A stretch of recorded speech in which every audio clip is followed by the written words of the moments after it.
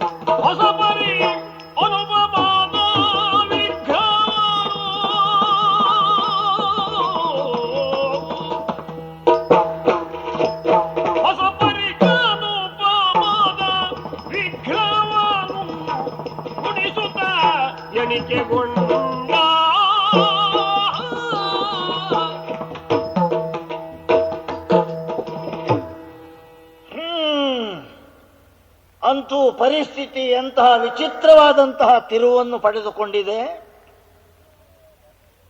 ಕುದುರೆಯ ಬೆನ್ನನ್ನು ನಾವು ಹತ್ತಿ ಕುಳಿತುಕೊಳ್ಳಬೇಕೆಂದು ಇಚ್ಛಿಸಿದರೆ ಕುದುರೆಯೇ ನಮ್ಮ ಬೆನ್ನನ್ನು ಹತ್ತಿ ಕುಳಿತುಕೊಂಡಂತಾಗಿದೆಯಲ್ಲ.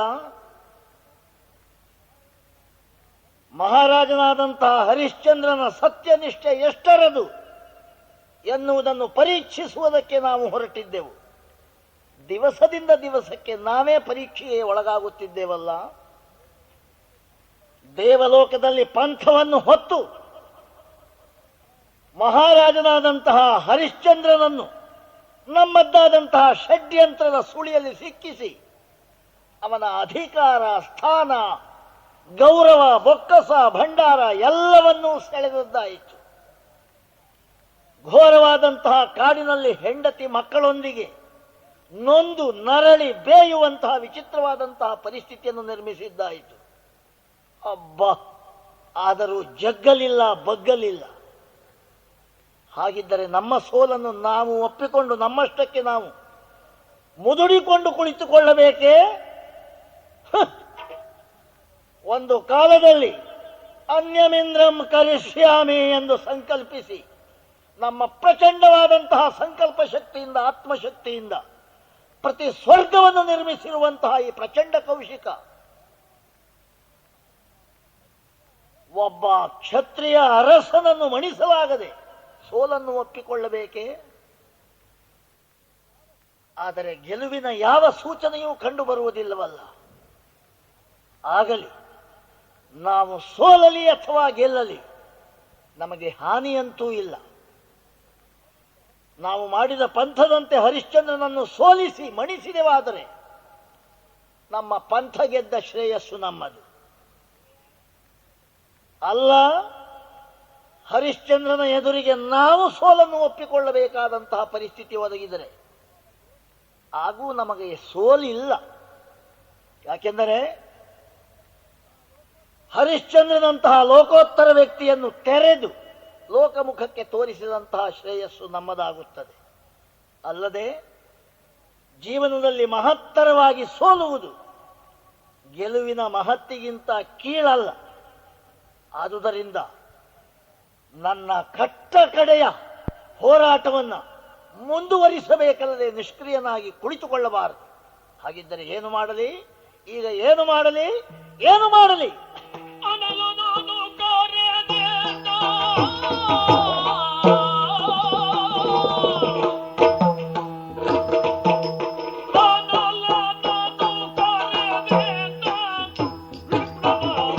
ಅನುಕರ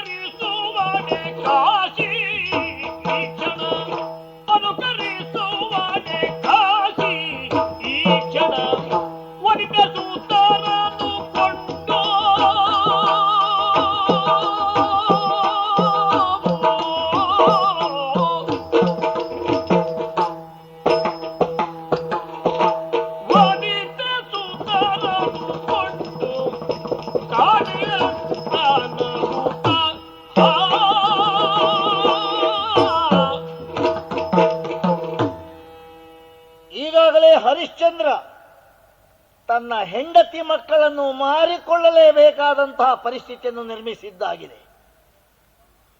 ಅವರನ್ನು ವಿಕ್ರಯಿಸಿ ಪಡೆದುಕೊಳ್ಳಬಲ್ಲಂತಹ ಯೋಗ್ಯತಾವಂತರು ಯಾರಿದ್ದಾರೆ? ಯಾರಾಗಬಹುದು? ಓ, ಭಗವಾನ್ ಅಗ್ನಿದೇವನೇ ಇದಕ್ಕೆ ತಕ್ಕ ವ್ಯಕ್ತಿ. ಅವರನ್ನು ವಿಕ್ರಯಿಸಿ ನಾನಾ ಬಗೆಯಿಂದ ಅವರಿಗೆ ಪೀಡೆಯನ್ನು ಕೊಟ್ಟು ಅವರನ್ನು ಪರೀಕ್ಷಿಸಬಲ್ಲಂತಹ ತೇಜೋಮೂರ್ತಿ ಅಗ್ನಿದೇವ. ಆ ಅಗ್ನಿದೇವನನ್ನು ಆ ಕೆಲಸಕ್ಕೆ ಈಗಾಗಲೇ ನಿರ್ಮಿಸಿದ್ದಾಗಿದೆ.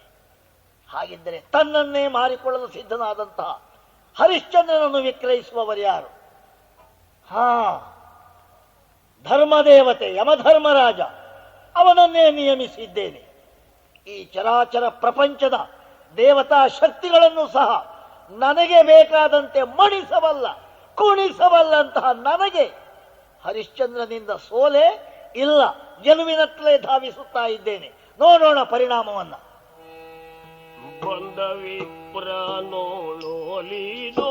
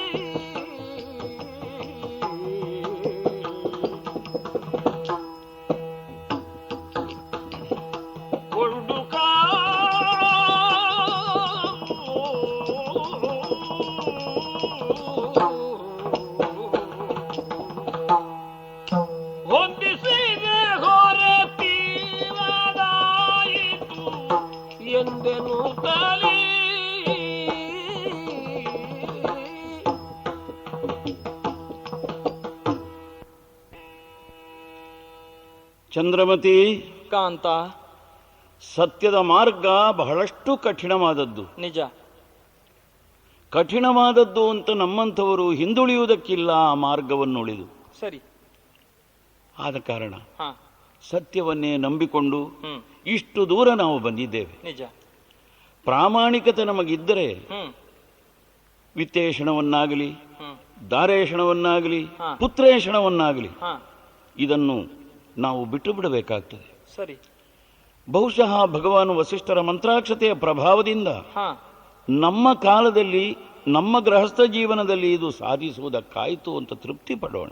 ಹಾಗೆಯೇ ಆಗಲಿ. ಇಲ್ಲದಿದ್ದರೆ ಚಕ್ರವರ್ತಿ ಹರಿಶ್ಚಂದ್ರನಲ್ಲಿ, ಮಹಾರಾಣಿಯಾದ ಚಂದ್ರಮತಿಯಲ್ಲಿ, ಏಕಮಾತ್ರ ಸಂತಾನವೆನಿಸಿದ ಭಾವಿ ಮಹಾರಾಜನಾಗಬೇಕಾದಂತಹ ಲೋಹಿತಾಶ್ವನೆಯಲ್ಲಿ ಅದನ್ನೇ ನೆಚ್ಚಿಕೊಂಡಿದ್ದರೆ ನಾವು ಇಷ್ಟು ದೂರ ಬರಬೇಕಾದದ್ದು ಇರಲಿಲ್ಲ. ಆದರೆ ಸತ್ಯಕ್ಕಾಗಿ ನಿನ್ನನ್ನು, ಮಗನನ್ನು ವಿಕ್ರಯಿಸಬೇಕು ಎನ್ನುವಾಗ ನೀವು ಒಪ್ಪಿಗೆ ನಿಂತಿರಲ್ಲ. ಇದರಿಂದ ಮಿಕ್ಕವರ ಅನುಭವ ಹೇಗೇ ಇರಲಿ, ಧನ್ಯೋ ಗೃಹಸ್ಥಾಶ್ರಮ ಎಂಬುದು ಅಕ್ಷರಾರ್ಥದಲ್ಲಿಯೂ ನನಗೆ ಸ್ವಾನುಭವ ಸಿದ್ಧವಾಗಿದೆ. ಹೋಗಿ ಈ ದಾರಿಯಲ್ಲೇ ಮುಂದೆ ಸಾಗಿ. ಸ್ವಾಮಿ, ನಮ್ಮನ್ನ ಮಾರುವುದರಿಂದ ಸತ್ಯವನ್ನೇ ನೀವು ಪಡೆಯುವುದಾದರೆ ನಮಗಿನ್ನೇನು ಬೇಕು? ನಾವು ನಿಜಕ್ಕೂ ಧನ್ಯರಾಗಿದ್ದೇವೆ. ಆಶೀರ್ವಾದ ಮಾಡಿ. ಏನೆಂದು ಆಶೀರ್ವದಿಸಲಿ? ಸತ್ಯವನ್ನು ಬಿಡಬೇಡಿ, ಸತ್ಯವನ್ನು ಮಾತ್ರವೇ ನೆಚ್ಚಿಕೊಳ್ಳಿ. ಎತ್ತೆತ್ತಲು ನಾವು ಆರಾಧಿಸಿದಂತಹ ಸತ್ಯವು ನಿಮ್ಮನ್ನು ರಕ್ಷಿಸುತ್ತಿರಲಿ. ದೈವಯೋಗ ಇದ್ದರೆ ಮುಂದೊಮ್ಮೆ ಭೇಟಿಯಾಗೋಣ. ಇಲ್ಲ ವ್ಯಾವಹಾರಿಕ ಜಗತ್ತಿನಲ್ಲಿ ಅಂತಾದರೂ ನಮ್ಮ ಅಧ್ಯಾತ್ಮ ಶಾಸ್ತ್ರ ಹೇಳುತ್ತದೆ, ಕೊನೆಗೊಮ್ಮೆ ಎಲ್ಲರೂ ಒಂದೆಡೆಯಲ್ಲಿ ಸೇರಬೇಕಾಗಿದೆ. ಅಲ್ಲಿ ಸೇರೋಣ. ಅದು ದೈವೇಚ್ಛೆ. ಜೀವನದ ಕೊನೆಯ ಹಂತದಲ್ಲಿ ನಾವು ದರ್ಶಿಸುತ್ತೇವೋ ಅಲ್ಲ ಬದುಕಿಯೇ ಮತ್ತೊಮ್ಮೆ ಮಿಲನಗೊಳ್ಳುತ್ತೇವೆಯೋ. ಸತ್ಯಮೇವ ಜಯತೆ. ನಾನು ಮುಂದೆ ಸಾಗಲೇ? ಹೋಗಿ ಬರ್ತೇವೆ. ಆಗಲಿ.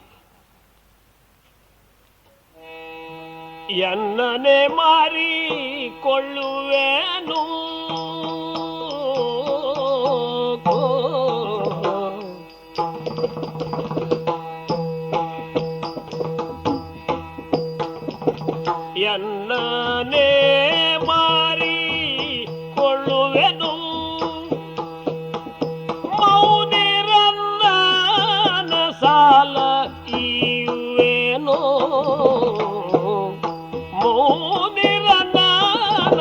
ಸಾಲ ಈಯುವೆನೋ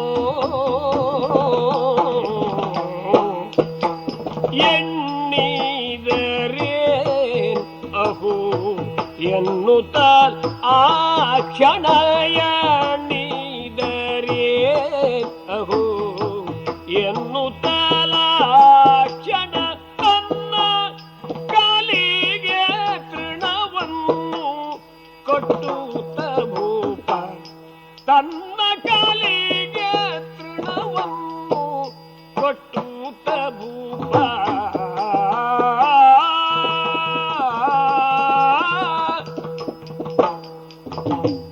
ಎನ್ನನೆ ಮಾರಿಕೊಳ್ಳುವೆನು.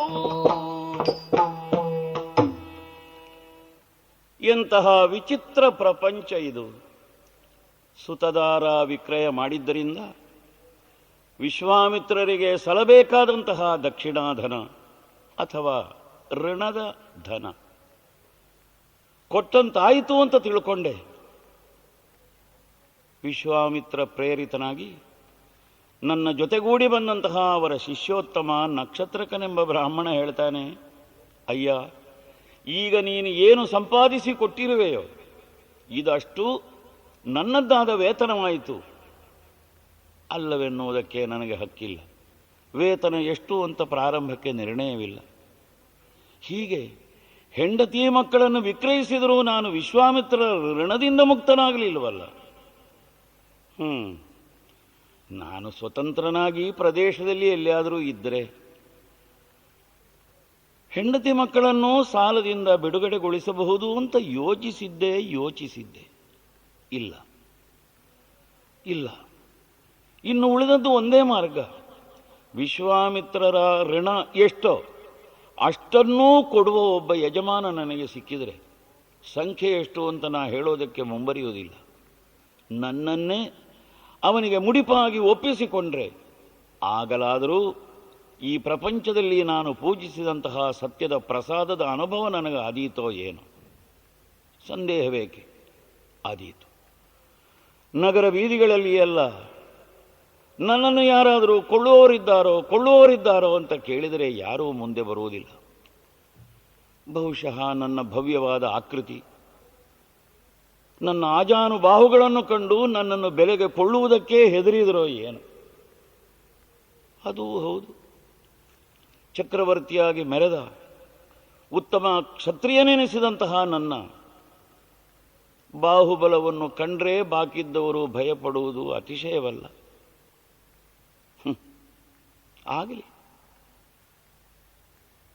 ಆಗಲಿ, ಯಾರಾದರೂ ಸಿಗ್ತಾರೋ ನೋಡೋಣ. ಎಲ್ಲಿಯೂ ಇಲ್ಲ. ಹಾಗಾದರೆ ಇನ್ನು ಒಂದೇ ಮಾರ್ಗ ಪ್ರಪಂಚದಲ್ಲಿ. ಏನು ಪ್ರಪಂಚದಲ್ಲಿ ದಾರಿ? ನಗರದ ದಾರಿ ಬಿಡೋಣ. ಸಾಂಸಾರಿಕವಾದ ಮಾರ್ಗದಿಂದ ಕವಲೊಡೆದದೇ ನನ್ನ ಮಾರ್ಗ. ಕೊನೆಯ ಪ್ರಯತ್ನ ಅದೋ ದೂರದಲ್ಲಿ ಒಂದು ಸುಡುಗಾಡು ಕಾಣಿಸುತ್ತಾ ಇದೆ. ಕಾಶಿಯಲ್ಲಿ ಅದೆಷ್ಟೋ ಸ್ಮಶಾನಗಳಿದ್ದಾವೆ ಅಂತ ಕೇಳಿದ್ದೇನೆ. ಎರಡರ್ಥದಲ್ಲಿಯೂ ಸರಿಯೇ. ಗುರುವಿನ ಋಣದಿಂದ ಮುಕ್ತನಾದವನಿಗೂ ಮಾರ್ಗ ಅದೇ, ಸತ್ಯಾನ್ವೇಷಕನಾದ ನನಗೂ ಮಾರ್ಗ ಅದೇ. ಸತ್ಯವೋ ಅಲ್ಲ ನಾಶವೋ, ಆ ಸ್ಮಶಾನದ ಮಾರ್ಗದಲ್ಲೇ ಮುಂಬರಿಯುತ್ತೇನೆ. ಯಾರಿದ್ದೀರಿ ಪುಣ್ಯಾತ್ಮರು, ಇವನನ್ನು ಬೆಲೆ ಕೊಟ್ಟುಕೊಳ್ಳುವವರು? ಮುಂದಾಗಿ ಬಿಡಿದು ಸಂಬಳಿಗೋಲು ಕಾಲೊಡಲು, ಬಿಡಿದು ಸಂಬಳಿಗೋಲು ಕಾರೊಡಲು, ಕೆಗಂಡು ಕುಡಿದು ಕೊಪ್ಪಿದ ಬಸಿದ ತಡವರಿಸುತ್ತಾಗ, ಕೆಗಂಡು ಕುಡಿದು ಕೊಪ್ಪಿದ ಬಸಿದ ತಡವರಿಸುತ್ತಾಗ, ಸುಡುಗಾಡಿ ನೊಡೆಯ ಕಲಿವೀರ ಬಾಹುಕ, ಸುಡುಗಾಡಿ ನೊಡೆಯ ಕಲಿವೀರ ಬಾಹುಕನಾಗ ಒಡವಿಪತಿಯನ್ನು ಕಂಡು ನುಡಿದ ನಿಂತೆಂದೋ.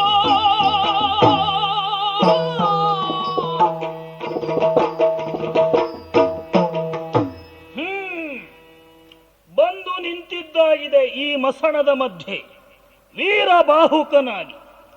ಸತ್ಯಸಂಧನಾದಂತಹ ಹರಿಶ್ಚಂದ್ರನನ್ನ ಬಗೆ ಬಗೆಯಿಂದ ಗೋಳಾಡಿಸಿ ಆತನನ್ನ ಸತ್ಯಭ್ರಷ್ಟನನ್ನಾಗಿಸುವುದಕ್ಕಾಗಿ ವಿಶ್ವಾಮಿತ್ರನಿಂದ ನೇಮಿಸಲ್ಪಟ್ಟಂತಹ ಪ್ರತ್ಯಕ್ಷ ಮೃತ್ಯು ಸ್ವರೂಪನಾದಂತಹ ಯಮಧರ್ಮ ನಾನು.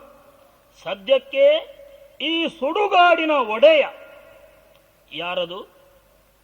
ಬರುತ್ತಿದ್ದಾನಲ್ಲ ಓರ್ವ ವ್ಯಕ್ತಿ ಈ ಕಡೆಗೆ. ತನ್ನನ್ನ ಆಳಾಗಿ ಸ್ವೀಕರಿಸುವವರು ಯಾರಿದ್ದೀರಿ? ತನ್ನನ್ನೇ ತಾನು ಮಾರಿಕೊಳ್ಳುವುದಕ್ಕೆ ಸಿದ್ಧನಾಗಿದ್ದೇನೆ ಎಂದು ಡಂಗುರ ಸಾರುತ್ತ ಈತನೇ ಹರಿಶ್ಚಂದ್ರನಾಗಿರಬಹುದೇ? ಹಾಗೆ ಈತನೇ ಹರಿಶ್ಚಂದ್ರನಾಗಿದ್ದಲ್ಲಿ ಈ ವೀರಬಾಹುಕನ ಕಾರ್ಯ ಈಡೇರುವಂತಹ ಸನ್ನಿವೇಶ ಪ್ರಾಪ್ತವಾಗಿರಬಹುದೇ? ಕಾದು ನೋಡೋಣ. ಮಾತನ್ನಾಡಿಸುತ್ತೇನೆ ಈತನನ್ನ. ಯಾರಿದ್ದೀರಿ ಯಾರಿದ್ದೀರಿ ಈ ಆಳನ್ನು ಕೊಳ್ಳುವವರು? ಯಾರಯ್ಯ ನೀನು? ಯಾರಯ್ಯ ನೀನಾಗೆ ಹೊತ್ತ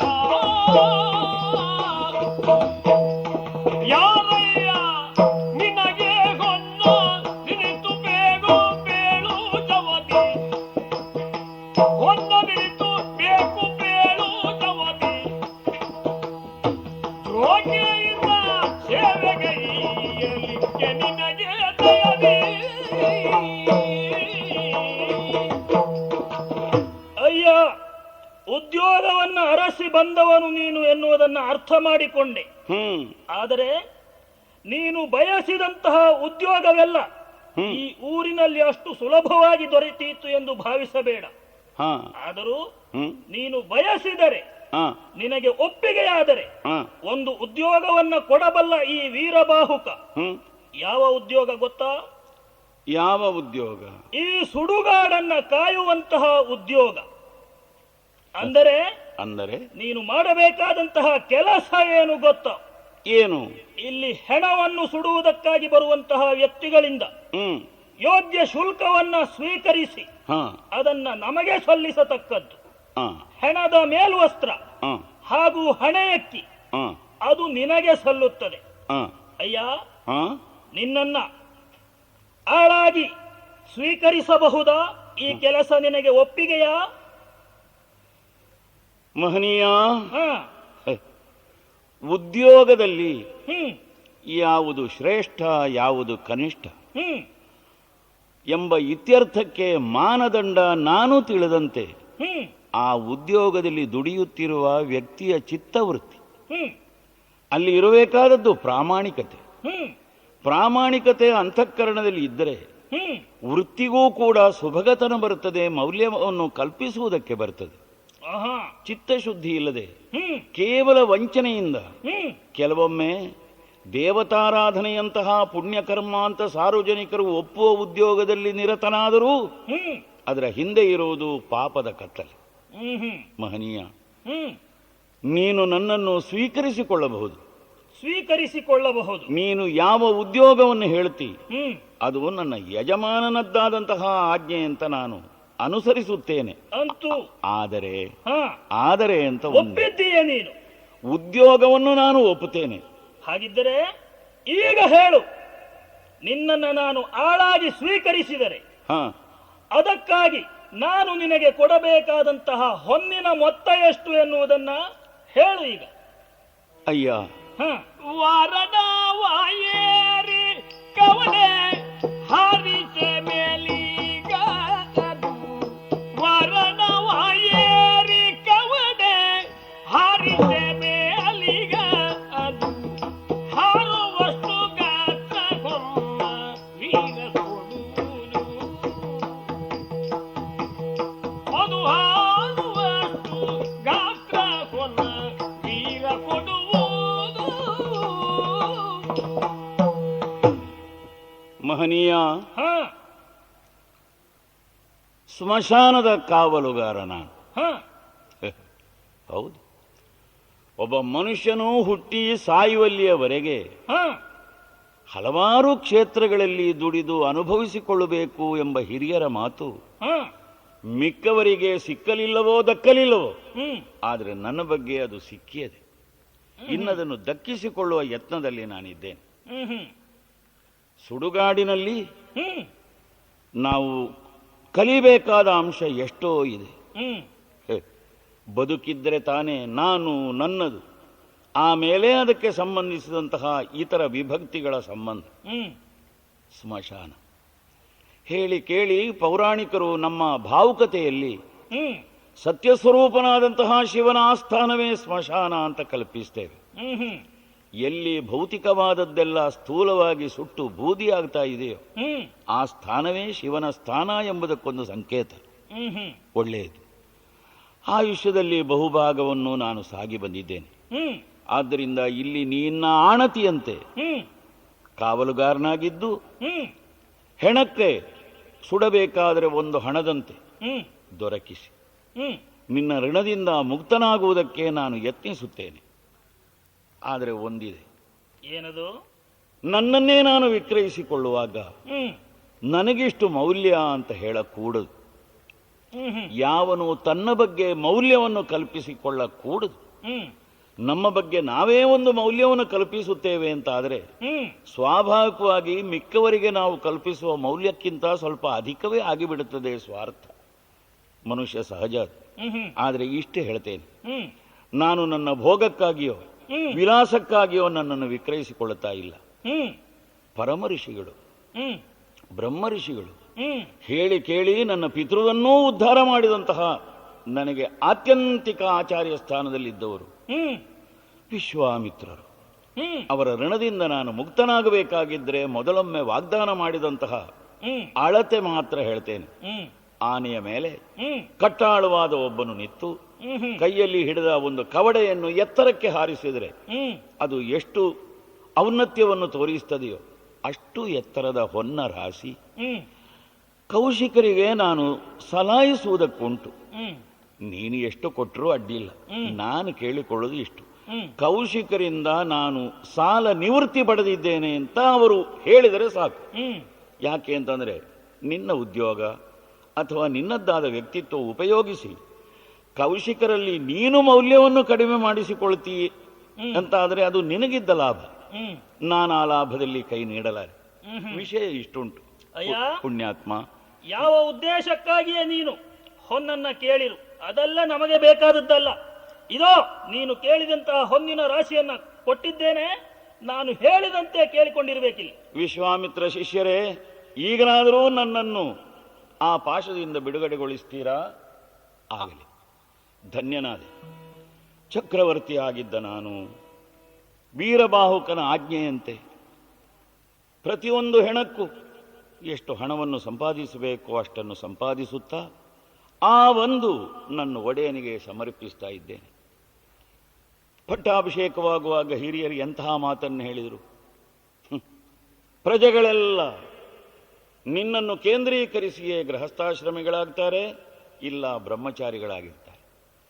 ಅವರು ಯಾವುದೇ ಆಶ್ರಮ ಸ್ವೀಕಾರ ಮಾಡಬೇಕಿದ್ರೂ ಕೂಡ ಭರವಸೆ ಈ ಸಿಂಹಾಸನದಲ್ಲಿ ಕುಳಿತ ನಿನ್ನಿಂದ ಬರಬೇಕಪ್ಪ. ಆದ ಕಾರಣ ಕಾವಲುಗಾರನಾಗಿರು. ನೀನಾಳು, ರಾಜ್ಯವನ್ನಾಳು. ಇಲ್ಲಿ ಆಳು ಎಂಬ ಶಬ್ದ ಎರಡು ಅರ್ಥವನ್ನು ಕೊಡುತ್ತದೆ ಅಂತ ನಾನು ಎಣಿಸಿದೆ. ಒಂದು, ಬಾಕಿದ್ದವರನ್ನೆಲ್ಲ ಆಳುವುದು ಅಂತಂದರೆ ಅವರನ್ನು ರಕ್ಷಿಸುವುದು, ಅವರಿಗಾಗಿ ತನುವನ್ನು ಒಪ್ಪಿಸುವುದು ಎಂಬ ಅರ್ಥವಾದರೆ, ರೂಢಿಯ ಮಾತಿನಲ್ಲಿ ಉಂಟು ನೀನಾಳು. ಹಾಗಾದರೆ ಅವರೆಲ್ಲ ನಿನಗೆ ಆಳುಗಳಲ್ಲ, ಎಲ್ಲರನ್ನೂ ಆಳುವ ಆಳಾಗಿ ನೀನು ಬಾಳಬೇಕು. ಆ ಮಾತು ಈ ಹೊತ್ತು ಬಂತು. ಒಮ್ಮೆ ಎಲ್ಲರನ್ನೂ ಆಳಿದ್ದೆ, ಈಗ ನಿಜವಾದಂತಹ ಆಳು ಎಂಬ ಶಬ್ದಕ್ಕೆ ಪ್ರತೀಕವೆನಿಸಿದ್ದೇನೆ. ಸುಡುಗಾಡಿನಲ್ಲಿ ಸುಡುಗಾಡಿನ ಕಾವಲುಗಾರನಾದಂತಹ ಒಬ್ಬ ಚಾಂಡಾಲನ ಆಳು.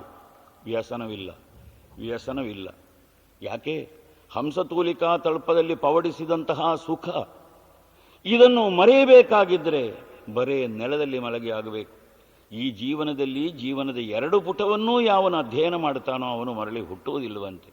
ಪಾತ್ರಕ್ಕೆ ಬಂದದ್ದು ಪಂಚಾಮೃತ. ಇರ್ತೇನೆ, ಇಲ್ಲೇ ಇರ್ತೇನೆ.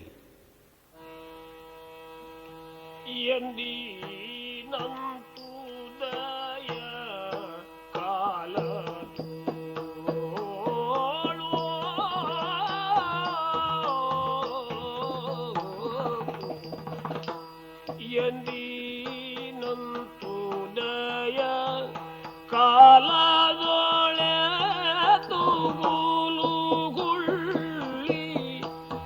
ಎಂದಾರಣ್ಯಕ್ಕೆ ಪ್ರೇಮದಿಂದ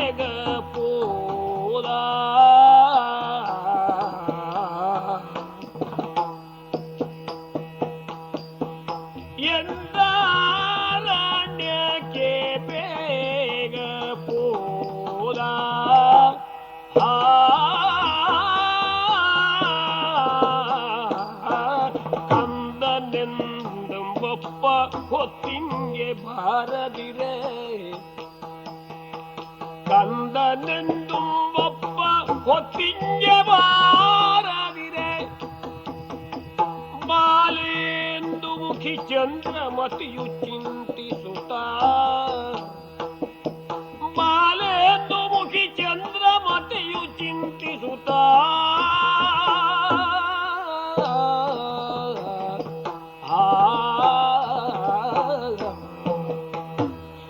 ಎಂದಿನಂತಹದೇ ಉದಯ ಕಾಲ ಇದು ಎಂದು ನೋಡ್ತಾ ಇದ್ದೇನೆ. ಆದರೆ ಯಾಕೆ ಸೂರ್ಯವಂಶದ ರಾಜಕುಮಾರನಾದಂತಹ ನನ್ನ ಮಗ ಹುಳುಹುಳ್ಳಿಗಾಗಿ ಅರಣ್ಯಕ್ಕೆ ಹೋದವನು ಎಂದಿನಂತೆ ಹಿಂದಿರುಗಲಿಲ್ಲವಲ್ಲ? ಹಾಗಾಗಿಯೇ ನನಗಿಂದು ವ್ಯಸನವಾಗ್ತಾ ಇದೆ. ಅದು ಸೂರ್ಯಾಸ್ತದ ವೇಳೆ. ಅವನೊಟ್ಟಿಗೆ ಅರಣ್ಯಕ್ಕೆ ಹೋದಂತಹ ಮಕ್ಕಳೆಲ್ಲ ಹಿಂದಿರುಗಿ ಬರುತ್ತಿದ್ದಾರೆ. ಆದರೆ ನನ್ನ ಮಗ ಯಾಕೆ ಬರಲಿಲ್ಲ? ಕೆಲಸವನ್ನ ನಿರ್ವಹಿಸಿ ಹೊರಬಂದು ಹೀಗೊಂದು ದೂರದೃಷ್ಟಿಯನ್ನ ಹಾಯಿಸಿದರೆ ಇದು ಎತ್ತರವಾದ ಈ ದಿನ್ನೆಯನ್ನ ಏರಿ ನನ್ನ ಮಗ ಬಂದನೆ ಅಂತ ನೋಡ್ತಾ ಇದ್ದೇನೆ. ನನ್ನ ಮಗ ಕಾಣ್ತಾ ಇಲ್ವಲ್ಲ? ಯಾಕೆ ಕಾಣ್ತಾ ಇಲ್ಲ? ಹಾ ಮಗ, ನೀನು ನನ್ನ ಮಗನನ್ನ ಕಂಡಿಯಾ? ನೀನು ಕಂಡಿಯಾ ನನ್ನ ಮಗನನ್ನ? ಏನು ಏನು ನನ್ನ ಮಗ ಮಾಡಿದನೆ, ನನ್ನ ಮಗ ಹಾವು ಕಚ್ಚ ಮಾಡಿದನೆ. ಹಾ ಶಿವನೇ ಶಿವನೇ ಶಿವನೇ, ಏನು ಮಾಡುವುದೆಂದು ನನ್ನಷ್ಟಕ್ಕೆ ನಾನೇ ಯೋಚಿಸಿ ನನ್ನ ದಣಿಯಲ್ಲಿ ಬಂದು ಹೇಳಿಕೊಂಡೆ. ಏನು ಹೇಳಿಕೊಂಡು ಏನು ಪ್ರಯೋಜನ? ಆತ ಈ ಮನೆಯ ಕೆಲಸಗಳನ್ನೆಲ್ಲ ಮುಗಿಸಿ ಆಮೇಲೆ ಬೇಕಾದ್ರೆ ನೀನು ಹೋಗಬಹುದು. ನಾವಂತೂ ಶೂದ್ರನ ಹೆಣ ಸಂಸ್ಕಾರಕ್ಕೆ ಮನಸ್ಸು ಕೊಡುವವರಲ್ಲ, ನಮಗೆದು ಸಂಬಂಧವಿಲ್ಲ ಎಂದು ತುಚ್ಛೀಕರಿಸಿದನಲ್ಲ. ಮನೆಯೊಡತಿಗೆ ಹೇಳೋಣವೇ? ಆಕೆ ಇದಕ್ಕೂ ನಿಷ್ಠುರಳು. ಹಾಗಾಗಿ ಈಗ ಮಾಡಬೇಕಾದದ್ದೇನು? ಕತ್ತಲೆ. ನಾನೊಬ್ಬಳೇ ಭಯಂಕರವಾದಂತಹ ಈ ಅರಣ್ಯದಲ್ಲಿ ಹೋಗಬೇಕು. ಯಾಕಾಗಿ ಹೋಗಬೇಕು? ನನ್ನ ಕರುಳ ಕುಡಿ ಇದೆಯಲ್ಲ, ಅಲ್ಲಿದೆಯಲ್ಲ, ಅದನ್ನು ಕಾಣುವುದಕ್ಕಾಗಿ ಹೋಗಬೇಕು. ನನ್ನ ಮಗ ಬದುಕಿದ್ದಾನೆ, ನನ್ನ ಮಗು ಬದುಕಿದ್ದಾನೆ, ನನ್ನ ಒಡೆಯನ ಸತ್ಯ ಬದುಕಿದೆ, ನನ್ನ ಮಗನು ಖಂಡಿತ ಬದುಕು. ನಿಳಯವನು ಹೊರವ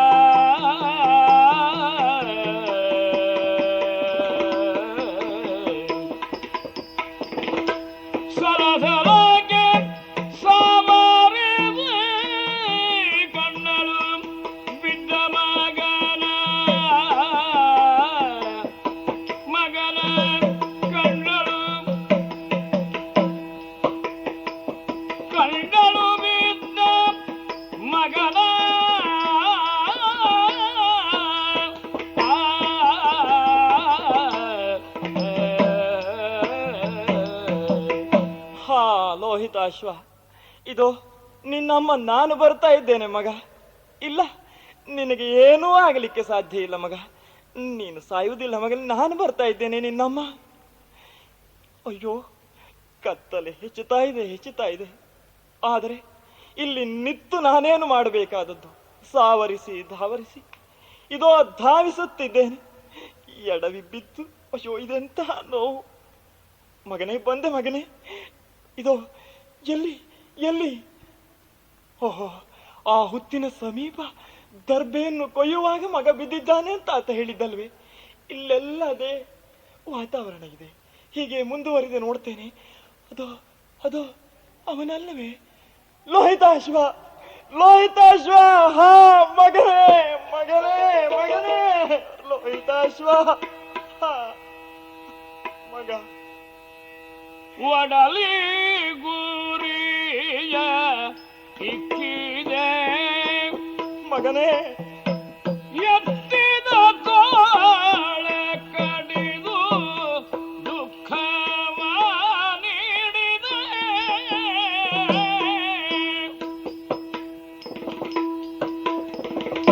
ಒಡಲಿ ಗುರಿಯ ಇಕ್ಕಿದೆ ಮಗನೇ, ಒಡಲಿ ಗುರಿಯ ಇಕ್ಕಿದೆ. ಲೋಹಿತಾಶ್ವ, ಎತ್ತಿದ ತೋಳ ಕಡಿದು ದುಃಖವ ನೀಡಿದೆ. ಅಯ್ಯೋ ಮಗ, ಎತ್ತಿದ ತೋಳ ಕಡಿದು ದುಃಖವ ನೀಡಿದೆ. ನಡುವನದೋಳು ಪ್ರಾಣವ ಮಗನೇ, ಮಗ, ನಡುವನದೋಳು ಪ್ರಾಣವ ಹಾ ನೀಗಿದೆ ಇನ್ನು ತಡೆಯಲಾರೆನು ಶೋಕವ. ನೀಗಿದೆಯೋ ತಡೆಯಲಾರೆನು ಶೋಕವ. ಮಗನೇ, ಮಗನೇ, ಮಗನೇ,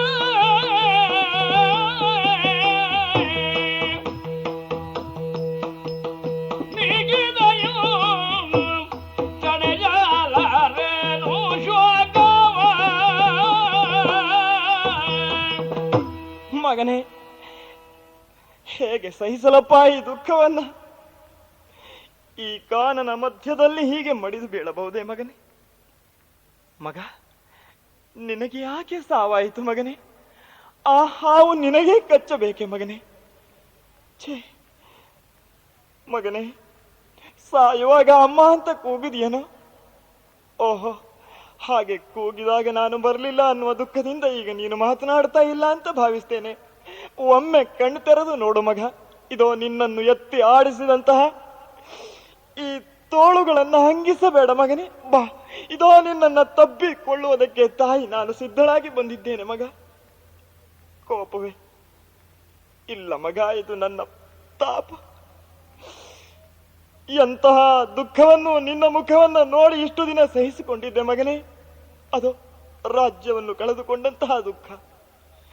ಆಳಾಗಿ ಉಳಿದ ಸಂದರ್ಭದಲ್ಲಿ ನೆರೆಮನೆಯವರೆಲ್ಲ ಬಂದು ಹಂಗಿಸುವ ಧ್ವನಿಯನ್ನ ನಾನು ಮರೆತದ್ದು ನಿನ್ನ ಮುಖ ನೋಡಿ ಮಗನೇ. ಅದಕ್ಕಿಂತ ಹೆಚ್ಚಾಗಿ ತನ್ನ ಸತ್ಯಕ್ಕೆ ಗೆಲುವಾದ ಸಂದರ್ಭದಲ್ಲಿ ಆ ಹರಿಶ್ಚಂದ್ರ ಬಂದು, ತಾರಾವತಿ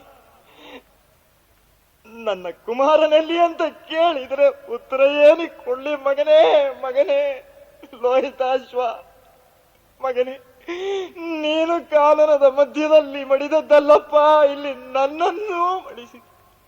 ನಾನು ಏನು ಹೇಳಲಿ, ಏನು ಹೇಳಲಿ? ಸತ್ಯಕ್ಕೆ ಗೆಲುವಾದ್ರೂ ನಮ್ಮ ಪಾಲಿಗೆ ಉತ್ಸವ ಇಲ್ಲದೆ ಹೋಯ್ತಲ್ಲ ಮಗನೇ, ಇಲ್ಲದೆ ಹೋಯ್ತಲ್ಲ ಶಿವನೇ.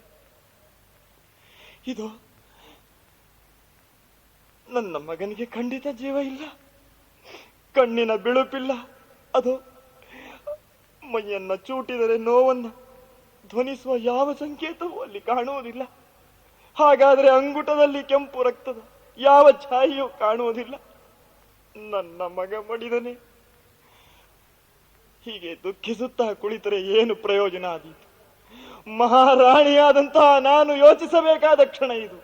ಕರ್ತವ್ಯ ಅದು ಬಹಳ ಮುಖ್ಯವಾದದ್ದು. ನಾಯಿ ನರಿಗಳು ಎಳೆದುಕೊಂಡು ಹೋಗುವುದಕ್ಕಿಂತ ಮಗನೇ, ಮೊದಲೇ ನಿನ್ನನ್ನ ದಹಿಸುವಂತಹ ವ್ಯವಸ್ಥೆಯನ್ನು ನಾನು ಮಾಡುತ್ತೇನೆ. ಯಾರೂ ಇಲ್ಲವೆಂದು ಭಾವಿಸುವುದು ಬೇಡ, ನಾನಿದ್ದೇನೆ ಮಗ. ಇದು ಈ ಶವವನ್ನ ಎತ್ತಿ ನನ್ನ ಹೆಗಲ ಮೇಲೆ ನಾನೇ ಇಟ್ಟುಕೊಂಡು ಮತ್ತೆ ಪುನಃ ಹೆಜ್ಜೆ ಇಟ್ಟಿದ್ದೇನೆ. ಯಾವ ಕಡೆ ಕಾಶಿಯಲ್ಲಿ ಸ್ಮಶಾನ, ಯಾವ ಕಡೆ ಸ್ಮಶಾನ, ಇದೋ ನಾನು ಹೊರಟಿದ್ದೇನೆ. ಬಂದು ಕಂಡಳು ಭಯಂಕರವಾದ ಮಸಣವ,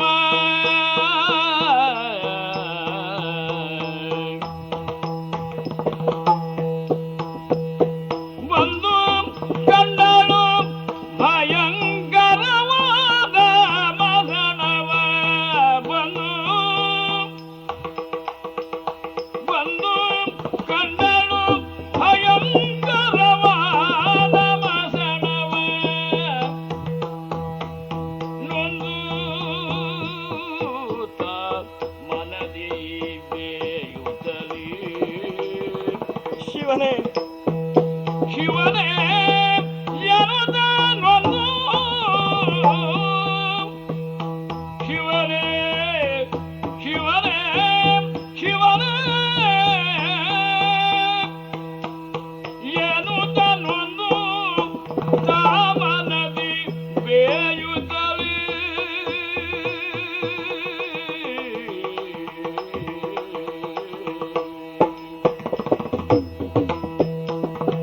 ಕುಂದದೆ ಕೆಳಕೊಳ್ಳಿ ಸಂದೇಶಿ ಸುಡಲಿಗೆ ಕುಂದದೆ ಕೆಳಕೊಳ್ಳಿ ಸಂದೇಶಿ ಸುಡಲಿಡೆ ಸಂದುದಾರವವು ಭೂಪತಿಗೆ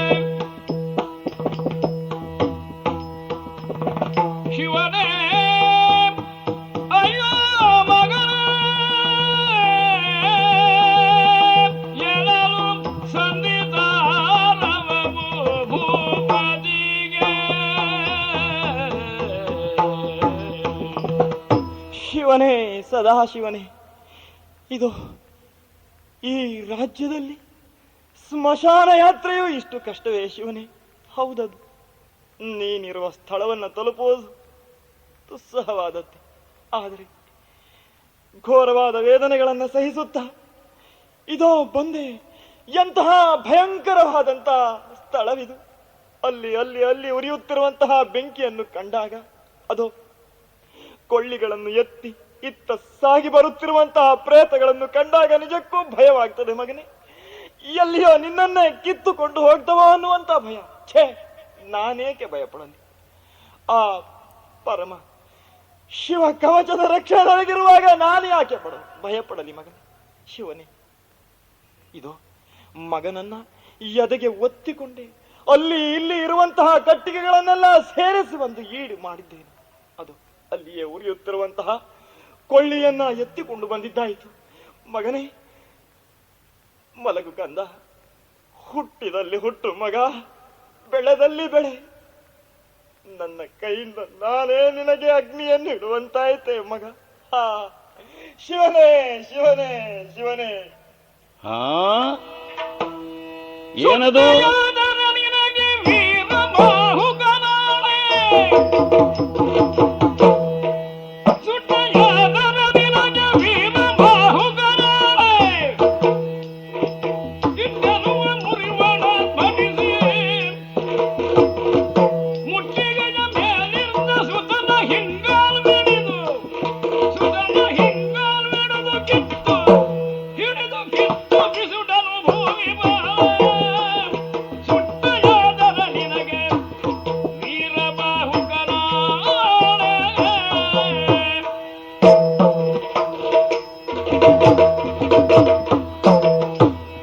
ರೋದನವೇನೋ ಸ್ತ್ರೀಕಂಠದಿಂದ ಬಂದದ್ದು ಅಂತ ತೋರ್ತದೆ. ಎಷ್ಟು ವಿಚಿತ್ರ ಪ್ರಪಂಚ!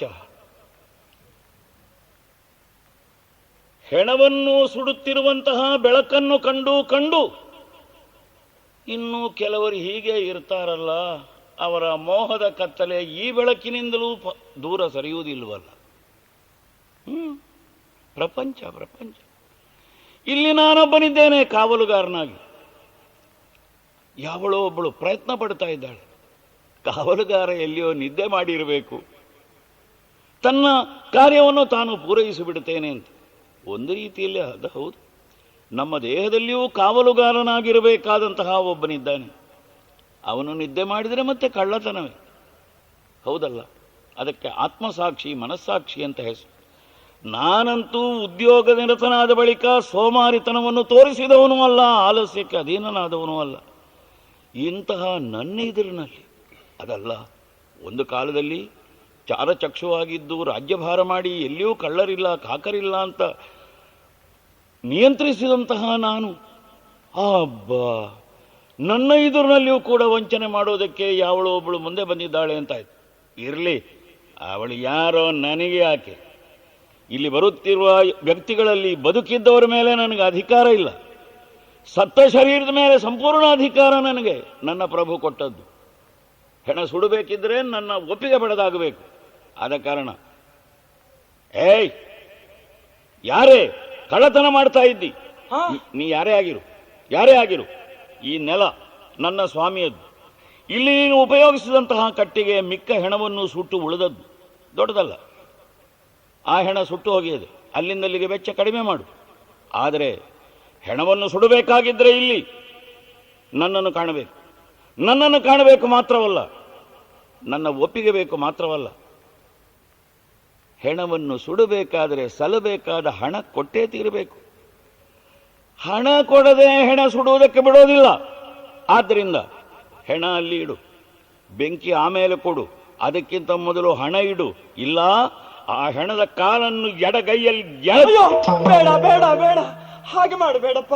ನೀನೇನು ಭೂತವಲ್ಲವಲ್ಲ, ಪ್ರೇತವಲ್ಲವಲ್ಲ, ಮನುಷ್ಯ ತಾನೆ. ಅಯ್ಯೋ ನಿನ್ನ ಮಗ ಎಂದು ಗ್ರಹಿಸಿ ಇವನನ್ನ ಸುಡುವುದಕ್ಕೆ ಅಪ್ಪಣೆ ಕೊಡಪ್ಪ. ಬಡವೆ ನಾನು ಎನ್ನ ಸುತನ ಅಡವಿಯಾಳಿಗೊಂದು ಸರ್ಪ, ಬಡವೆ ನಾನು ಎನ್ನ ಸುತನ ಅಡವಿಯಾಳಿಗೊಂದು ಸರ್ಪ ಕಡಿದು ಮಡಿಯ ಬಂದನಿಲ್ಲಿ ಸುಡಲು ಪಾಲಿಸು, ಇವನ ಸುಡಲು ಪಾಲಿಸು. ಬಡವೆ ನಾನು ಬಡವೆ ಎನ್ನ ಸುತ್ತಲ ಅಡವಿಯಾಳಿಗೊಂದು ಸರ್ಪ ಕಡಿದು ಮಡಿಯ ಬಂದ ನಿಲ್ಲಿ ಸುಡಲು ಪಾಲಿಸು, ಸುಡಲು ಪಾಲಿಸು. ಬಂದ ನಿಲ್ಲಿ ಸುಡಲು ಪಾಲಿಸು. ಸುಡುಗಾಡಿನ ದೊರೆ, ಯಾಕೆ ಹೀಗೆ ಮಾಡ್ತೀಯಪ್ಪ? ನನ್ನ ಮೇಲೆ ಸ್ವಲ್ಪ ಕರುಣೆಯನ್ನು ತೋರಿಸಬಾರದು. ನನ್ನನ್ನ ಕಳ್ಳತನದ ಆರೋಪಕ್ಕೆ ಗುರಿ ಮಾಡ್ತಾ ಇದ್ದೀಯ. ಇಲ್ಲ ಇಲ್ಲ, ಸತ್ಯವೇ ನಮ್ಮ ಸರ್ವಸ್ವ ಎಂದು ತಿಳಿದ ಕುಟುಂಬದವರು ನಾವು. ಏನೋ ದುರ್ವಿಧಿಯಿಂದ, ಕಾಲದ ಪರಿಣಾಮದಿಂದಾಗಿ ಅನ್ಯರ ತೊತ್ತಾಗಿ ಬದುಕುವಂತಹ ಪರಿಸ್ಥಿತಿ ನನಗೆ ಬಂದು ಬಿಡ್ತು. ಹಾಗಾಗಿ ನಿಜಕ್ಕೂ ಈಗ ನಾನು ಬಡವೆಯಾಗಿದ್ದೇನೆ. ಅಡವಿಯಲ್ಲಿಯ ಒಂದು ಸರ್ಪ ಅದು ಕಚ್ಚಿ ನನ್ನ ಮಗ ಮಡಿದು ಹೋಗಿದ್ದಾನೆ. ನನ್ನ ಮಗ ಮಡಿದದ್ದರಿಂದ ನಿಜಕ್ಕೂ ನಾನು ಬಡವೆಯಾಗಿದ್ದೇನಪ್ಪ. ನನ್ನಲ್ಲಿ ಹಣ ಇಲ್ಲ. ಹೆಣ ಸುಡುವುದಕ್ಕೆ ಒಂದು ಅನುಮತಿ ಕೊಡು. ಇದು ನಿನ್ನ ಮಗು ಅಂತ ತಿಳ್ಕೊ. ಸುಡುಗಾಡಿನ ದೊರೆಯೇ, ಅನುಮತಿ ಕೊಡು. ಪುತ್ರ ಶೋಕದಿಂದ ದಗ್ಧ ಹೃದಯಳಾದಂತಹ ಮಗುವಿನ ತಾಯಿಯೇ, ನೀನು ನನ್ನಲ್ಲಿ ದಯೆಯನ್ನು, ಅನುಕಂಪೆಯನ್ನು ಅಥವಾ ಇನ್ನೊಂದನ್ನು ಬಯಸಿದರೂ ಕೊಡುವ ಸ್ಥಿತಿಯಲ್ಲಿಯೂ ನಾನಿಲ್ಲ. ಆ ಬಂಡವಾಳ ನಾನು ಯಾವಾಗಲೂ ಸುಟ್ಟು ಬೂದಿ ಮಾಡಿಬಿಟ್ಟಿದ್ದೇನೆ. ಒಂದು ಮಾತು ಹೇಳಿದ್ರಿಂದ ನಾನು ನಿನ್ನನ್ನು ಮತ್ತೊಮ್ಮೆ ಮಾತನಾಡಿಸಬೇಕಾಯಿತು. ನಿನ್ನ ಮಗನೆಂದೇ ತಿಳಿದು ನನಗೆ ಎಲ್ಲಿಯ ಮಗ, ಎಲ್ಲಿಯ ಹೆಂಡತಿ. ಆದ ಕಾರಣ ನನ್ನ ಮಗನೆಂದೇ ತಿಳಿಯಲೇಕೆ, ನನ್ನ ಮಗನೇ ಹೌದಾಗಿರಲಿ, ಆದರೂ ನನ್ನ ಯಜಮಾನನನ್ನು ನಾನು ವಂಚಿಸಲಾರೆ. ನೀನು ಹಾಗೆ ಹೇಳಿದ್ದಕ್ಕೆ ಒಂದು ಅನಾಥ ಪ್ರೇತದ ಸಂಸ್ಕಾರ ನಡೆಯಲಿ ಅಂತ ಏನಾದರೂ ಕೊಟ್ಟು ಬಿಡೋಣ ಹಣ. ಏನು ಮಾಡೋದು?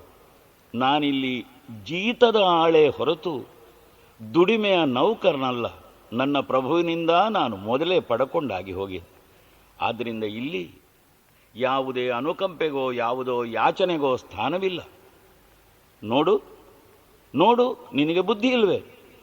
ಈ ಬೇಡುವಿಕೆ, ಕೊಡುವಿಕೆ ಇದೆಲ್ಲ ಎಲ್ಲಿ? ಬದುಕಿನ ಜಗತ್ತಿನಲ್ಲಿ ಕೊನೆಯ ಸುಡುಗಾಡಿನಲ್ಲಿ ಇರುವುದು ಒಂದೇ, ಇದ್ದದ್ದನ್ನು ಸುಟ್ಟು ಬೂದಿ ಮಾಡೋದು. ಆ ದೇಹದ ಬಗ್ಗೋ ಆ ಜೀವದ ಬಗ್ಗೋ ನಮಗಿದ್ದಂತಹ ಅನುಕಂಪವನ್ನೂ ಅದೇ ರೀತಿಯಲ್ಲಿ ಹೋಮಿಸಿ ಬಿಡೋದು. ವೈರಾಗ್ಯ ಬಾರದಿದ್ದವರಿಗೂ ಕೂಡ ಬರಬೇಕಾದ ಜಾಗ ಇದು. ಸ್ಮಶಾನ ವೈರಾಗ್ಯ. ಸ್ಮಶಾನದಲ್ಲಿಯೂ ವೈರಾಗ್ಯ ಬರುವುದಿಲ್ಲ ಅಂತಾದರೆ ನಾನು ಏನು ಹೇಳಲಾರೆ. ಆದರೆ ಒಂದು ಸುಳ್ಳಾಡಕೂಡದು. ನನ್ನ ಅಪ್ಪಣೆಯನ್ನು ಪಡೆಯದೇ ನೀನು ಹೆಣವನ್ನು ಸುಡುವುದಕ್ಕೆ ಯತ್ನಿಸಿದ್ದಿ, ಏನೂ ಕೊಡುವುದಕ್ಕಿಲ್ಲವೇ? ಏನೂ ಇಲ್ಲ, ಖಂಡಿತಕ್ಕೂ ಇಲ್ಲ. ಈ ಊರಿನಲ್ಲಿ ಅನುಕಂಪೆಯನ್ನ ತೋರಿಸುವವರು ಯಾರೂ ಇಲ್ಲ. ಏನನ್ನಾದ್ರೂ ಅಡವಿಡೋಣ ಅಂತಂದ್ರೆ ನನ್ನಲ್ಲಿ ಏನಿದೆ? ನನಗೆ ಗೊತ್ತಿದೆ. ನಿನ್ನ ಮಗನೆಂದೇ ತಿಳಿದು ಅಂತ ನೀನು ಹೇಳಿದೆಯಲ್ಲ, ಹಾಗಾದ್ರೆ ಈ ಮಗನಿಗೊಬ್ಬ ತಂದೆ ಇದ್ದಿರಬೇಕಲ್ಲ, ಹಾ, ಈಗಲೂ ಇರಬೇಕಲ್ಲ. ಯಾಕೆ ಅನುಮಾನ? ಅವನು ನಿನ್ನ ಅಥವಾ ಮಗುವಿನ ಕಷ್ಟ ಸುಖಕ್ಕೆ ಬರುವುದಿಲ್ಲ ಅಂತಾದರೆ, ಹಾಯ್ ವಿಧಿಯೇ, ಬರುವುದಿಲ್ಲ ಅಂತಾದರೆ, ಓ ಹೆಣ್ಣೆ, ಅವನು ಕಟ್ಟಿದ ಮಂಗಲಸೂತ್ರ ಇಲ್ಲವೇನೆ ನಿನ್ನ ಕಂಠದಲ್ಲಿ? ಹಾ ಶಿವನೇ, ಮಂಗಲಸೂತ್ರ ಇರ್ಲಿಕ್ಕೇ ಬೇಕು. ಯಾವಾಗ ಗಂಡನಾದವನಿಗೆ ನಿನ್ನ ಹಂಗಿಲ್ಲ, ತಂದೆಯಾದವನಿಗೆ ಮಗನ ಹಂಗಿಲ್ಲ ಅಂತಾದರೆ ಆ ಮಂಗಲಸೂತ್ರವನ್ನು ಇಟ್ಟುಕೊಂಡು ಏನು ಮಾಡೋದಕ್ಕೆ? ಆದ ಕಾರಣ ಮಗನ ಹೆಣವನ್ನು ಸುಡುವುದಕ್ಕೆ ಬೇಕಾಗಿ ನಿನ್ನ ಗಂಡನು ಕೈಯಿಂದ ಬಂಧಿಸಿದಂತಹ ಹೇಳಿದ್ದಾನೋ ಇಲ್ವೋ, ಈ ಮಂಗಲಸೂತ್ರವನ್ನು ಬಂಧಿಸುತ್ತೇನೆ. ಯಾಕೆ? ಯಾಕೆ? ಮಮ ಜೀವನ ಹೇತುನಾಂ, ಅವನ ಜೀವನದ ಹೇತುಗೆ ಬೇಕಾಗಿ ಬಂಧಿಸಿದ್ದಾನೆ. ನಿನ್ನ ಜೀವನದಲ್ಲಿ ಅವನು ಈಗ ಇಲ್ಲ, ಯೌವನ ಇದ್ದಾಗ ಸುಖವನ್ನು ಅನುಭವಿಸಿದ್ದಾನೆ, ಮಗನನ್ನು ಹುಟ್ಟಿಸಿದ್ದಾನೆ. ನಿನ್ನ ಗಂಡನ ಹೆಸರು ಹೇಳಿ ಅದನ್ನು ಕಳಚಿ ಹೆಸರಿನ ಮುಖಕ್ಕೆ ಆ ಮಂಗಲಸೂತ್ರ, ಆಮೇಲೆ ಸುಡು. ಯಾವುದು ಸತ್ಯ, ಯಾವುದು ಅಸತ್ಯ, ಯಾವುದನ್ನು ಯೋಚಿಸುವಂತಹ ಕ್ಷಣ ಇದಲ್ಲವಲ್ಲ. ಹಾಗಾದರೆ ಈ ಮಂಗಲಮಯವಾದ ತಾಳಿಯ ಬೆಲೆಯೊಂದನ್ನು ಗುರುತಿಸುವ ಈ ಮಹಾಮಹಿಮ ಯಾರಿರಬಹುದು? ಯಾರಿರಬಹುದು? ನಮ್ಮಿಬ್ಬರಿಗೂ ಈ ಪರಿಸ್ಥಿತಿ ಬಂದೊದಗಿದೆ ಶಿವನೇ. ಹಾಗಾದ್ರೆ ಈ ತಾಳಿಯನ್ನು ಮಾರಿ ನಾನು ಹಣವನ್ನು ತರಬೇಕೆ? ಇದಕ್ಕೆ ಬೆಲೆ ಬಂದೀತು. ಹಾಗಲ್ಲ ಅಯ್ಯ, ಸುಡುಗಾಡಿನ ಒಡೆಯನೇ, ಈ ಮಗನನ್ನ ಕ್ಷಣಕಾಲ ನೀನು ಇಲ್ಲಿ ಇಟ್ಟು ಇವನನ್ನ ರಕ್ಷಿಸು. ನಾನು ನನ್ನ ಒಡೆಯನಲ್ಲಿ ಹೋಗಿ ಬೇಡಿ ಕಾಡಿ ಹೇಗಾದರೂ ಮಾಡಿ ಸಂಪಾದಿಸಿ ಹಣವನ್ನು ತರುವ ಪ್ರಯತ್ನವನ್ನು ಮಾಡ್ತೇನೆ. ಅಲ್ಲಿಯವರೆಗೆ ಮಾನವೀಯ ದೃಷ್ಟಿಯಲ್ಲಿ ಸ್ವಲ್ಪ ಹೊತ್ತು ನಾನು ಕಾಯ್ತೇನೆ. ಬೇರೆ ಯಾವ ಸಂಬಂಧವನ್ನೂ ನನ್ನಲ್ಲಿ ಆರೋಪಿಸಬೇಡ. ಮಾಂಗಲ್ಯವನ್ನು ವಿಕ್ರಯಿಸುವುದಕ್ಕೆ ಮನಸ್ಸಿಲ್ಲವಾದರೆ ಕ್ಷೇತ್ರ ಬಹಳ ದೊಡ್ಡದು. ಶಾಂತಂ ಪಾಪ, ಕ್ಷೇತ್ರ ಬಹಳ ದೊಡ್ಡದು.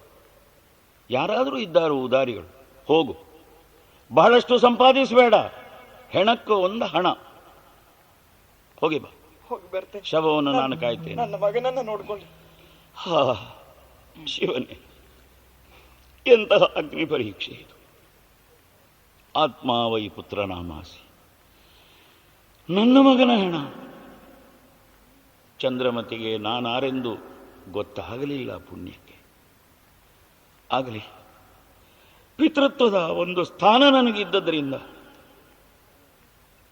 ಕೊನೆಗೆ ಅವಳು ಬರುವಲ್ಲಿವರೆಗಾದರೂ ಹೆಣವನ್ನು ಕಾಯ್ತೇನೆ. ಏನು ಮಾಡೋಣ?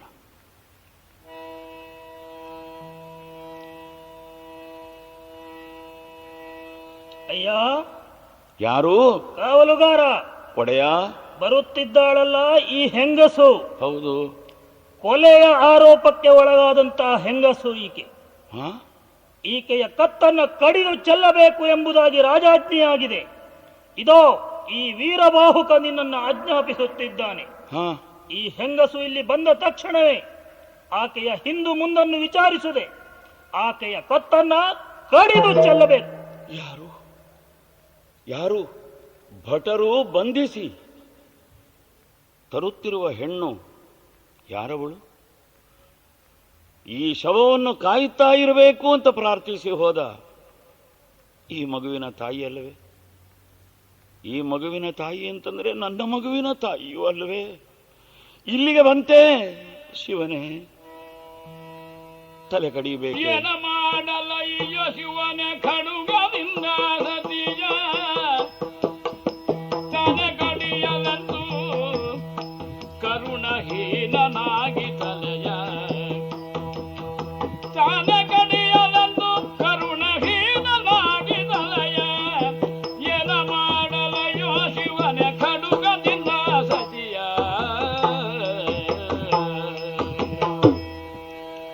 ನನ್ನ ಸತ್ಯದ ಬೆಂಗಾವಲಿಗಿದ್ದವಳೇ ಇವಳು, ನನ್ನ ಹೃದಯ ಸ್ಥಾನ ಇವಳು. ಮಗನ ಮರಣದ ದುಃಖವನ್ನಾದರೂ ಮರೆತೇನು, ನನ್ನ ಹೃದಯದ ಸರ್ವಭಾವದ ಏಕೀಕೃತವಾದಂತಹ ಸತಿ ಶಿರೋಮಣಿಯಾದ ಚಂದ್ರಮತಿಯನ್ನು ಮರೆತೇನೆ ಅಥವಾ ಕೊಲೆ ಮಾಡಿಯೇನೆ? ಇವಳ ಕತ್ತನ್ನು ನಾನು ಕತ್ತರಿಸಬೇಕೆ? ಯಾವನನ್ನ ಕೈಯಿಂದ ಅವಳ ಕಂಠಕ್ಕೆ ಮಂಗಲಸೂತ್ರವನ್ನು ಬಿಗಿದು ಧರ್ಮೇಚಾರ್ಥೇಚ ನಾ ಅತಿಚರಾಮಿ ಅಂತ ಪ್ರತಿಜ್ಞಾಬದ್ಧನಾಗಿ ಕೈ ಹಿಡಿದು ನನ್ನ ಎಲ್ಲ ಕಷ್ಟಕ್ಕೂ ತನ್ನ ಸಂಪೂರ್ಣವಾದಂತಹ ತ್ಯಾಗದ ಉತ್ತೇಜನವನ್ನು ಕೊಟ್ಟ ಇವಳು ತಾಲಿ ಕಟ್ಟಿದ ಕೈಯಿಂದಲೇ ಕೊರಳನ್ನು ಕಡಿಸಿಕೊಳ್ಳಬೇಕಾಗಿ ಬಂದದೆ. ಎಂತ ಏನೇ ಆಗಲಿ ನಾನು ಈಗ ನಾನಾಗಿ ಅವಳು ಅವಳಾಗಿ ಒಂದು ಪ್ರಶ್ನೆ ಕೇಳಬೇಕಾಗಿದೆ. ಚಂದ್ರಮತಿ, ಸ್ವಾಮಿ, ನಾನೇ ಆದರೆ ಇದನ್ನು ಅಡಗಿಸಬೇಕು ಅಂತ ಪ್ರಯತ್ನ ಪಟ್ಟೆ. ಆದರೆ ಈಗ ಅಡಗಿಸುವುದಕ್ಕೆ ನನ್ನ ಮನಸ್ಸು ಒಪ್ಪುವುದಿಲ್ಲ, ಬೇರೆ ಯಾಕೂ ಅಲ್ಲ. ಚಂದ್ರಮತಿ, ನಿಜವಾಗಿಯೂ ನೀನು ಅಪರಾಧಿನಿಯೇ. ಹೆಣ ಸುಡುವುದಕ್ಕೆ, ಹಣ ಸಂಗ್ರಹಕ್ಕೆ ಅಂತ ಹೊರಟವಳು ಹಣದಾಸೆಯಿಂದ ಅಲ್ಲಿ ಕೊಲೆ ಮಾಡಿದೆಯಾ?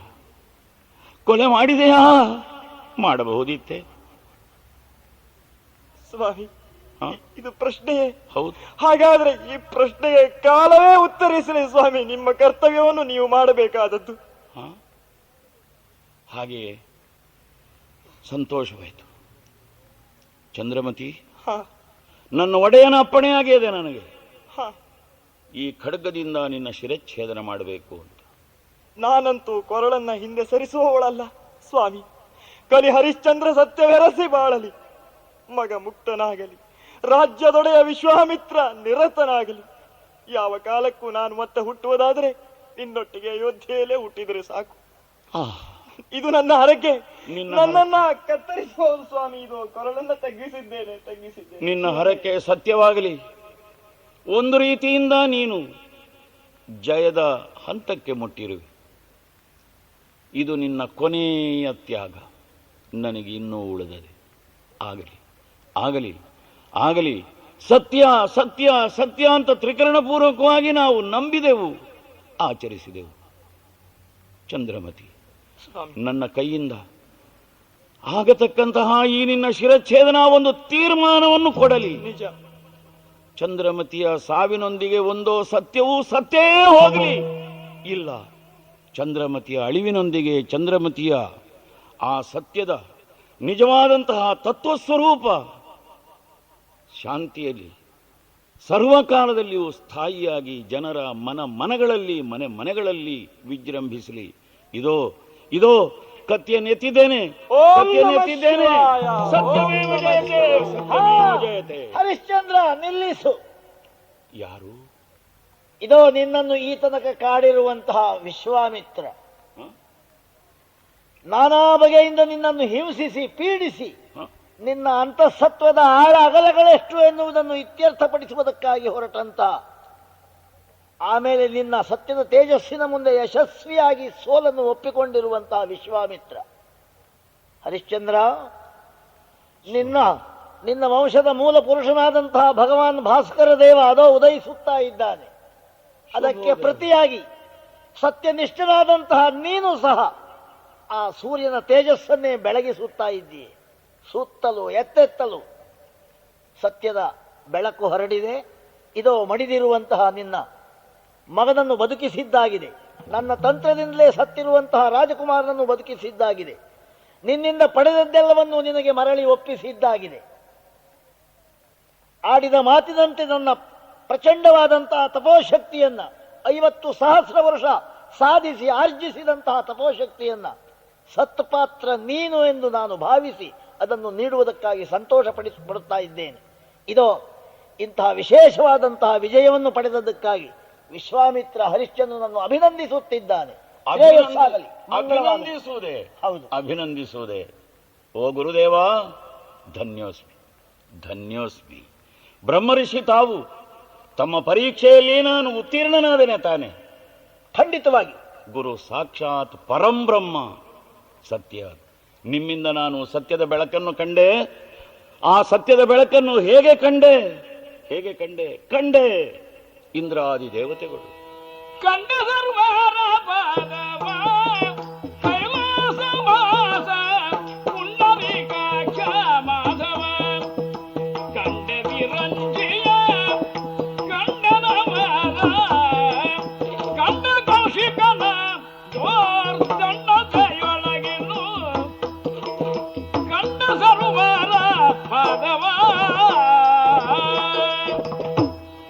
ಚಂದ್ರಮತಿ, ಸ್ವಾಮಿ. ಕುಮಾರ ಲೋಹಿತಾಶ್ವ, ಎಂತಹ ಶುಭಾಂತವಾಯಿತು ನಮ್ಮ ಜೀವನ, ಎಷ್ಟು ಭದ್ರವಾಯಿತು. ಯಾವುದೋ ಸಂಸಾರದಲ್ಲಿ ಹುಟ್ಟಿಕೊಂಡು ಬರಬೇಕಾದದ್ದು ಸ್ಮಶಾನ. ಈಗ ಸ್ಮಶಾನದಲ್ಲೇ ನಾವು ಮರಳಿ ಹುಟ್ಟಿಕೊಂಡೆವು. ಹೊಸ ಜೀವನ, ಸತ್ಯದ ಸಾಕ್ಷಾತ್ಕಾರವಾಯಿತು. ಸತ್ಯವೇ ಶಿವನು, ಶಿವನೇ ಸತ್ಯವು. ಸತ್ಯಂ ಶಿವಂ ಸುಂದರಂ. ಆದ ಕಾರಣ ಮಂಗಳಮಯವಾದಂತಹ ಶುಭ ದಿನದ ಯಾವತ್ತು ಸೂರ್ಯೋದಯಕ್ಕೆ ನಾವು ಪಾದ ಪ್ರಕ್ಷಾಳನ ಮಾಡಿದ್ದೇವೆ. ಹೊಸ ಜೀವನ ಹೊಸ ಬೆಳಕಿನಲ್ಲಾಗಲಿ, ಶುಭವಾಗಲಿ. ಮಂಗಲಂ ಜಯ ಮಂಗಲಂ. ಕರದಲ್ಲಿ ಬರ ಶುಭ ಶಂಕುಶಧರಗೆ ಹರದಿ ಭಕ್ತರ ಭಗವಗೆ ಕುರಗಂಶುಣನ ಕುಮಾರ ಗಜವದರನ ಚರಣ ಕಮಲಕಾರ